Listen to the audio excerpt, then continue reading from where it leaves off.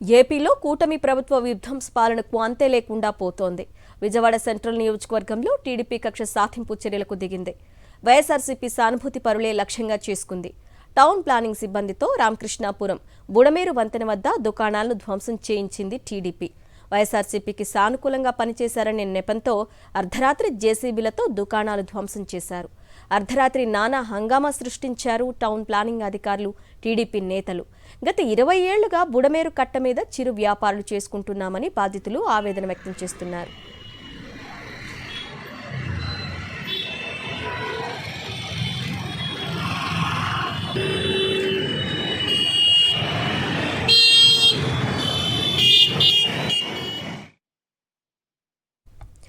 ఏపీలో కూటమి ప్రభుత్వ విధ్వంస పాలనకు అంతే లేకుండా పోతోంది. విజయవాడ సెంట్రల్ నియోజకవర్గంలో టీడీపీ కక్ష సాధింపు చర్యలకు దిగింది. వైఎస్ఆర్సీపీ సానుభూతి పరులే లక్ష్యంగా చేసుకుంది. టౌన్ ప్లానింగ్ సిబ్బందితో రామకృష్ణాపురం బుడమేరు వంతెన వద్ద దుకాణాలను ధ్వంసం చేయించింది టీడీపీ.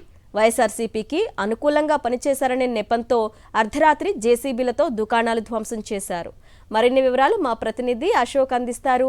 అశోక్, చిరు వ్యాపారులు ఏమంటున్నారు? ఇప్పుడు వాళ్ళ పొట్ట మీద కొట్టినట్టే కదా దుకాణాలను కూల్చేయడం అంటే?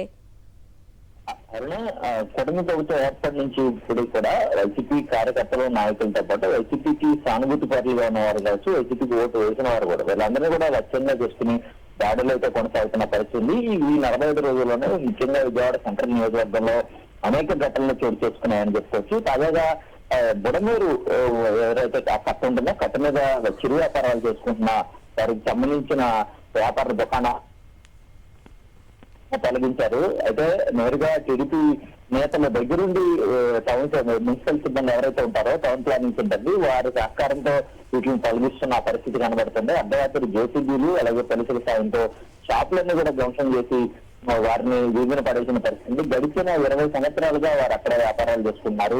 గతంలో అనేక ప్రభుత్వాలు మారినప్పటికీ కూడా వారెవరికి ఇబ్బంది లేదు. కానీ కూటమి ప్రభుత్వం వచ్చిన తర్వాత ముఖ్యంగా వైసీపీకి సానుభూతి బదులుగా ఉన్న వారందరినీ కూడా లక్ష్యంగా చేసుకుని దాడులు చేసుకున్నారు. వారంతా కూడా రాత్రి రోడ్డును పడిన పరిస్థితి. 20 ఏళ్లుగా వ్యాపారాలు చేసుకున్న వాళ్ళని ఇలా చేయడం ఏంటని వారు ప్రశ్నిస్తున్నప్పటికీ కూడా ఇదంతా కూటమి నేతలు కష్టపూరితంగా చేస్తున్న వ్యవహారంగానే చెప్తున్నారు.